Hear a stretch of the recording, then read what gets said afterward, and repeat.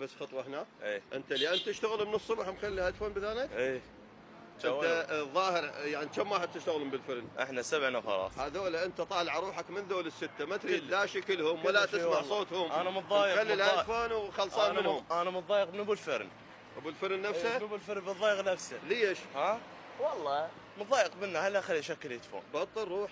ها؟ بطل يعني. لا مو انا النحل احبه انا بس بالفرن ما احبه. تريد ابو الفرن نفسه يبطل يعوفك إيه هو، الفرن إيه. غير انت تبطل منه؟ لا هو يبطل. زين.